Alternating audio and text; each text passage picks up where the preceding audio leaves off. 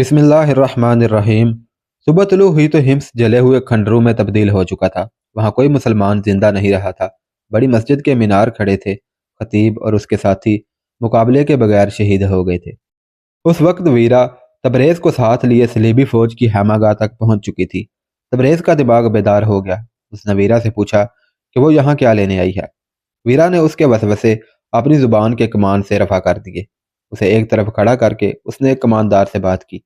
کماندار نے اسے کوئی راستہ سمجھا دیا۔ ویرا تبریز کو ساتھ لیے ادھر چلی گئی۔ وہ جہاں پہنچے وہ شاہ بالڈون کی ذاتی خیمہ گاہ تھی، جس پر بحل کا گمان ہوتا تھا۔ محافظوں نے بہت کچھ پوچھ کر ویرا کو بالڈون کے خیمے میں جانے دیا۔ کچھ دیر بعد تبریز کو اندر بلایا گیا۔ بالڈون نے اسے سر سے پاؤں تک دیکھا اور کہا، یہ لڑکی تمہیں اپنے ساتھ رکھنا چاہتی ہے۔ اس نے ایسی خواہش کا اظہار کیا ہے جسے ہم رد نہیں کر سکتے۔ تمہیں کسی قسم کا شک یا ڈر نہیں ہونا چاہیے۔ میں اپنا مذہب تبدیل نہیں کروں گا، تبریز نے کہا۔ تمہیں مذہب تبدیل کرنے کو کس نے کہا ہے؟ ویرا نے کہا۔ پھر کیا ہوگا؟ تبریز نے پوچھا۔ میں یہاں رہ کر کیا کروں گا؟ مجھے واپس جانا ہے۔ تبریز، ویرا نے اسے اپنی طرف متوجہ کر کے اس کی آنکھوں میں آنکھیں ڈال دی اور کہا، میں نے تمہیں کیا کہا تھا؟ مجھے بھی وہیں جانا ہے جہاں تمہیں جانا ہے۔ تبریز کچھ بھی نہ سمجھ سکا۔ عزاء الدین کا ایلچی سلطان صلاح الدین ایوبی کا جواب لے کر کبھی کا عزاء الدین کے پاس پہنچ چکا تھا۔ سلطان ایوبی کی ہدایت کے مطابق عزاء الدین نے ابن العون سے ایک ملاقات کر لی تھی اور اسے یقین دلا دیا تھا کہ وہ اس کے ساتھ دوستی کر لے گا اور سلطان ایوبی کو دھوکہ دے گا۔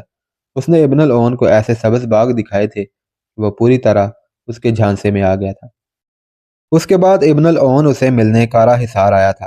کارا حصار زرخیز اور سرسبز علاقہ تھا جسے دیکھ کر ابن العون کے چہرے پر رونق آ گئی تھی۔ اس سے چند ہی روز بعد سلطان ایوبی اپنی فوج کے ساتھ کارا حصار کے قریب جا کر ہمہ زن ہوا۔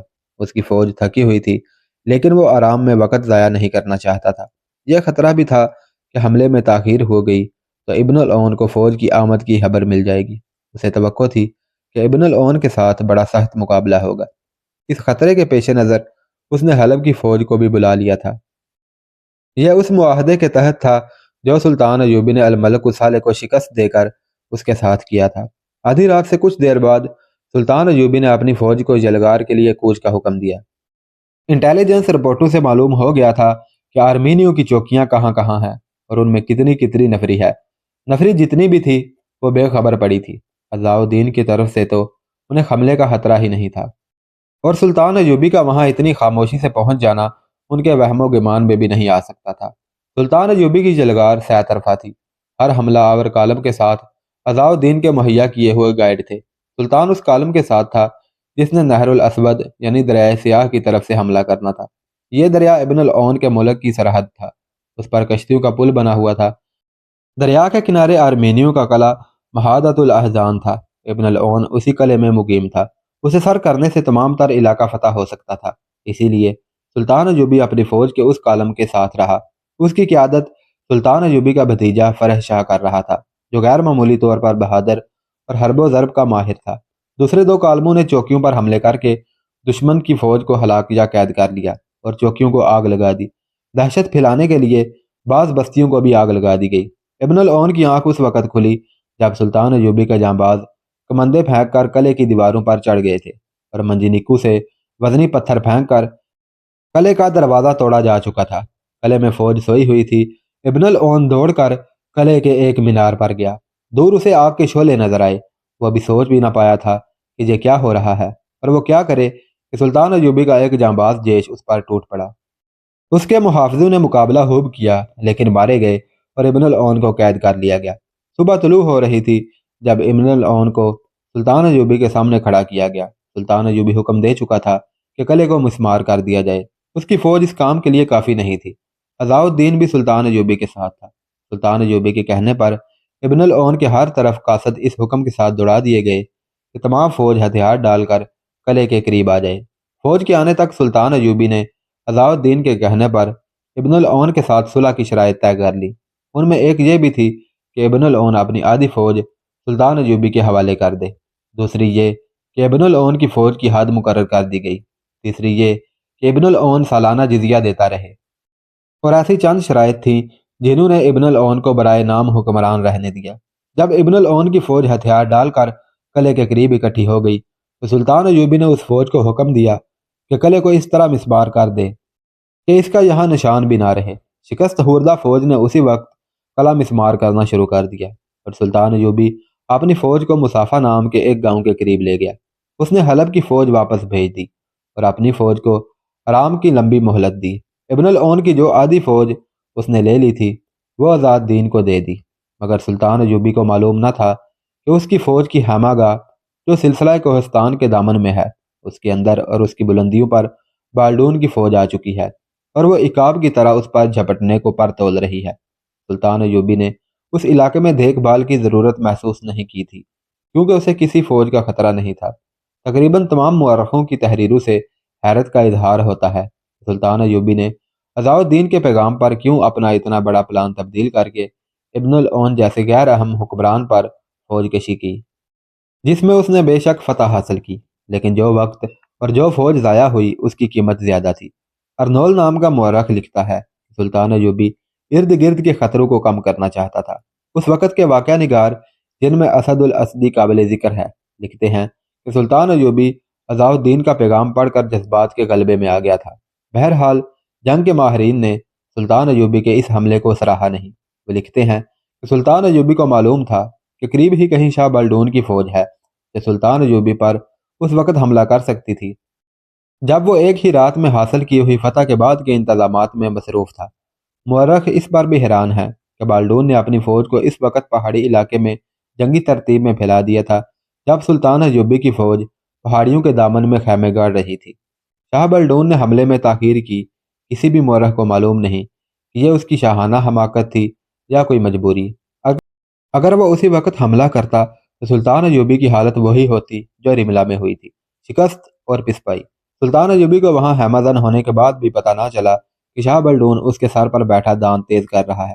بلندیوں سے بلڈون کے دیکھ بھال والے آدمی سلطان ایوبی کی ہیمہ گاہ کو دیکھتے رہے اور بلڈون کو بتاتے رہتے تھے۔ یہ غالباً پہلا موقع تھا کہ سلطان ایوبی کا جاسوسی اور دیکھ بھال کا نظام ڈھیلا پڑ گیا تھا۔ تبریز بھی اس فوج کے ساتھ تھا۔ ویرا نے ابھی تک اسے بتایا نہیں تھا کہ وہ اسے اپنے ساتھ کیوں لائی ہے۔ وہ شاید اسے عیسائی بنا کر جاسوس بنانا چاہتی تھی۔ اس میں دونوں باتیں تھیں، صلیب کی وفاداری بھی اور تبریز کی محبت بھی۔ شاہ بلڈون کو تبریز کے ساتھ کوئی دلچسپی تھی یا نہیں، اسے ویرا کے ساتھ گہری دلچسپی تھی کیونکہ وہ بہت خوبصورت تھی۔ ایک روز ویرا نے بالڈون سے کہا تھا کہ وہ اسے اس کے ہیڈ کوارٹر میں بھیج دے جو اکرا میں تھا۔ بالڈون نے اسے روک لیا تھا۔ یہ اس جگہ کی باتیں ہیں جو ہمس کے قریب تھی۔ ایک روز بالڈون کو جاسوسوں نے اطلاع دی کہ سلطان ایوبی کی فوج تلخالد کو جا رہی ہے۔ بالڈون کے وہم و گمان میں بھی نہیں تھا کہ سلطان ایوبی ابن العون پر حملہ کرنے جا رہا ہے۔ وہ اس علاقے سے واقف تھا۔ اس نے فوراً اپنی فوج کو مصافہ کی پہاڑیوں کی طرف کوچ کرنے کا حکم دے دیا۔ اس کا پلان یہ تھا کہ وہ سلطان ایوبی کو ان پہاڑیوں میں گھسیٹ کر لڑائے گا۔ اس پلان کے مطابق اس نے پہاڑیوں کی موزوں بلندیوں اور ڈھکی چھپی جگہوں میں اپنی فوج کو پھیلا دیا۔ یہ بہت بڑے پیمانے کی گھات تھی۔ اس نے جب ہمس کے قریب کی ہیمہ گاہ سے کوچ کا حکم دیا تھا، ویرا نے اسے کہا کہ وہ اس کے پاس پناہ لینے آئی تھی۔ تبریز کے متعلق اس نے بالڈون کو ساری کہانی سنا کر بتایا تھا کہ وہ اسے کیوں ساتھ ساتھ لیے پھرتی ہے، اور اب جب کہ بالڈون لڑنے کے لیے جا رہا تھا، ویرا اور تبریز کا اس کے ساتھ رہنے کا کوئی مقصد نہیں تھا، مگر بالڈون نے ویرا کو نہ جانے دیا۔ میرے ہاں لڑکیوں کی کوئی کمی نہیں، بالڈون نے کہا، مگر تم پہلی لڑکی ہو جس نے میرے دل پر قبضہ کر لیا ہے۔ تم میرے پاس ہوتی ہو تو مجھے روحانی سکون محسوس ہوتا ہے۔ تم کچھ عرصہ اور میرے ساتھ رہو۔ ویرا اپنے بادشاہوں کو اچھی طرح جانتی تھی۔ بالڈون کی نیت کو سمجھنا اس کے لیے مشکل نہیں تھا۔ اس نے صاف الفاظ میں اسے کہہ دیا کہ اگر بات روحانی سکون کی ہے تو مجھے یہ سکون اس مسلمان سے ملتا ہے جس کا سارا کنبہ قتل کرا کے میں اسے ساتھ ساتھ لیے پھرتی ہوں۔ میں بتا نہیں سکتی کہ میں نے اسے اس کے کنبے کے قتل سے بے خبر رکھنے کا جو گناہ کیا ہے، اس کا کفارہ میرا ضمیر مجھ سے کس طرح ادا کرائے گا۔ تمہاری بھی روح ہے، بالڈون نے تنزیہ کہا، تمہارا ضمیر ہے؟ راتیں مسلمان امراء کے ساتھ گزارنے والی گناہ کا کفارہ ادا کرنے کا بھی سوچ سکتی ہے؟ آپ کے سامنے میں صرف جسم ہوں، دلکش جسم، ویرا نے کہا، اور جب میں تبریز کے پاس ہوتی ہوں تو روح ہوتی ہوں، پیار کی پیاسی روح۔ بالڈون بادشاہ تھا۔ اس نے بادشاہوں کی طرح حکم دیا، تم میرے ساتھ رہو گی۔ اس نے دربان کو بلا کر کہا इस मुसलमान के पाँव में जंजीर डाल दो जो हमारी हैमागाह में रहता है। और जब बाल्डून मुसाफा की पहाड़ियों में पहुंचा तब तबरेज जंजीरों में बंधा हुआ कैदी था और वीरा ऐसी कैदी थी जिसे जंजीर नहीं डाली गई थी। वो मुहाफिजों के पहरे में थी। यहाँ आकर बाल्डून अपनी फौज के डिप्लॉय में मसरूफ हो गया। फारग हुआ तो उसने वीरा को तड़पाना शुरू कर दिया। उसका तरीका यह था कि तबरेज को अपने सामने बुला लेता, वीरा को सामने खड़ा कर लेता और हुक्म देता कि तबरेज को कोड़े मारे जाएं। कोड़े तबरेज की पीठ पर पड़ते तो चीखें वीरा की निकल जाती। बाल्डून वीरा से कहता, तुम अपने आप को मुझसे नहीं बचा सकती, मैं तुम्हें इस जुबान दराजी की सजा दे रहा हूँ जो तुमने मेरे साथ की थी। तबरेज तो जैसे गूंगा और बहरा हो गया था। उसे कुछ समझ नहीं आता था कि यह क्या हो रहा है। उसे यकीन नहीं आता था कि उसे ये सजा वीरा दिला रही है। वीरा की चीखों और आहोजारी से वो समझ गया कि वीरा भी मजलूम है। तबरेज बर्दाश्त करता रहा, मगर एक रोज वीरा की बर्दाश्त टूट गई। वो बाल्डून के पास चली गई, उसके पांव पकड़कर माफी मांगी और कहा, जब तक कहेंगे और जिस तरह कहेंगे आपके साथ रहूंगी। तबरेज को छोड़ दें। बाल्डून के हुक्म से तबरेज की जंजीरें खोल दी गईं और उसकी मरहम पट्टी का इंतजाम कर दिया गया।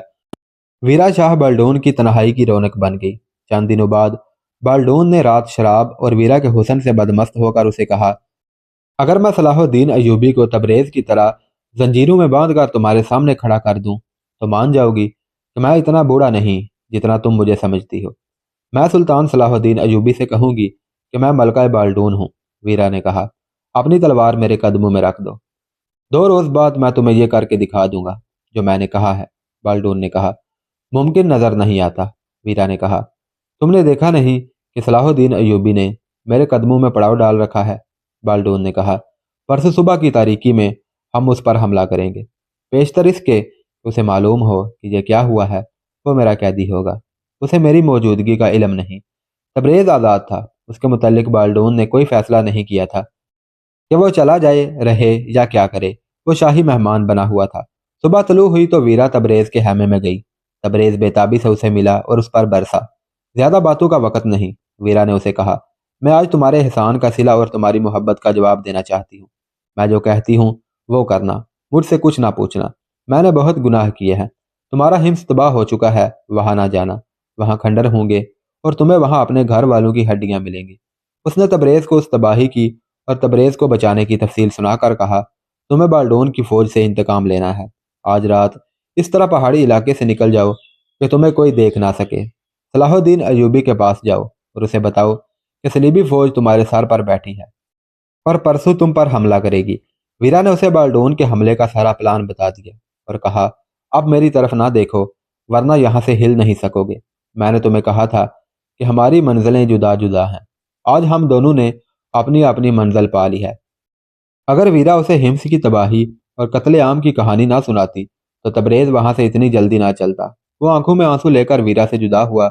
शाम तारीख होते ही वो चुपके से निकला और बचता बचाता निकल आया। सुल्तान अयूबी की फौज की हैमागाह में आया और कहा कि वो सुल्तान के पास जाना चाहता है।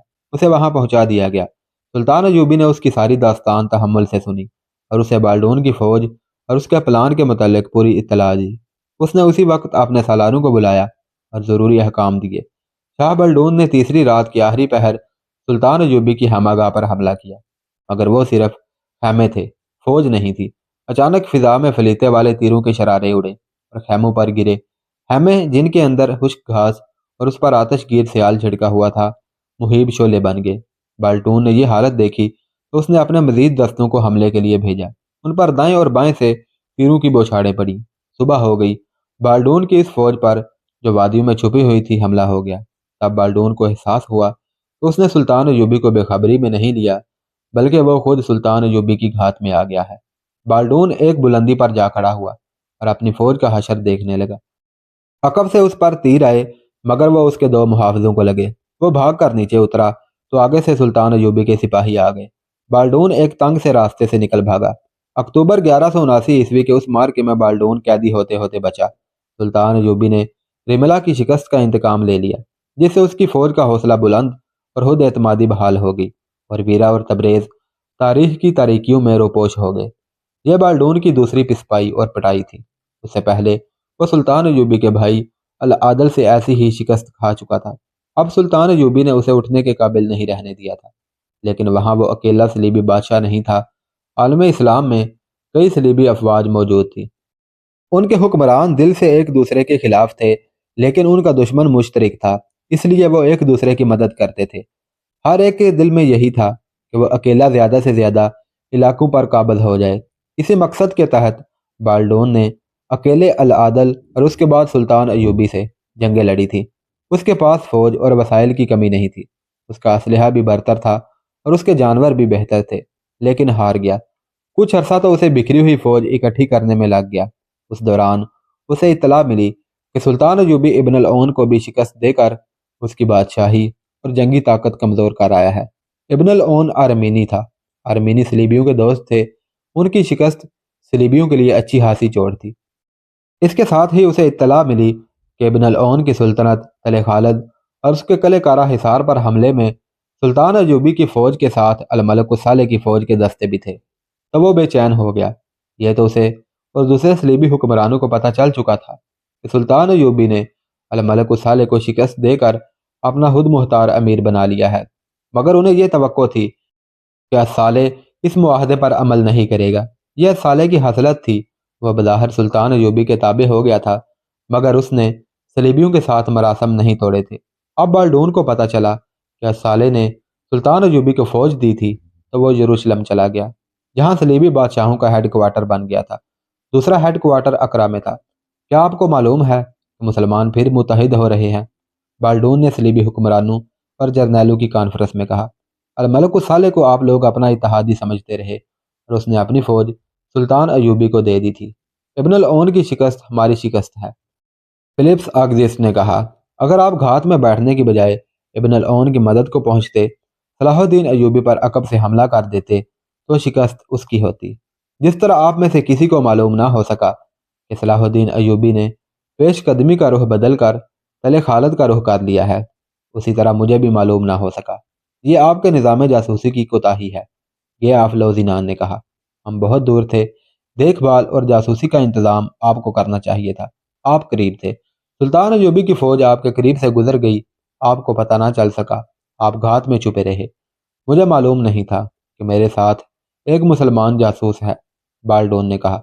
میں اسے بے ضرر آدمی سمجھتا رہا، وہ میرا قیدی تھا، مگر بھاگ گیا اور سلطان ایوبی کو گھات کی خبر دے دی۔ لیکن اب یہ سوچنا ہے کہ ایوبی اور الصالح کا معاہدہ اور اتحاد کس طرح توڑا جائے۔ کیا آپ مسلمانوں کی کمزوریوں کو بھول گئے ہیں یا انہیں نظر انداز کر رہے ہیں؟ ایک اور صلیبی بادشاہ نے کہا، اس وقت الصالح بچہ تھا جب ہم نے اس کے مشیروں، امیروں اور سالاروں کو تحفے تحائف اور عیاشی کا سامان دے کر اپنے ہاتھ میں لے لیا تھا۔ اب وہ جوان ہو گیا ہے، اسے اب ہاتھ میں لینا زیادہ آسان ہے۔ اپنا حربہ استعمال کریں اور محسوس تحفہ اپنے ایلچی کے ہمراہ بھیجیں۔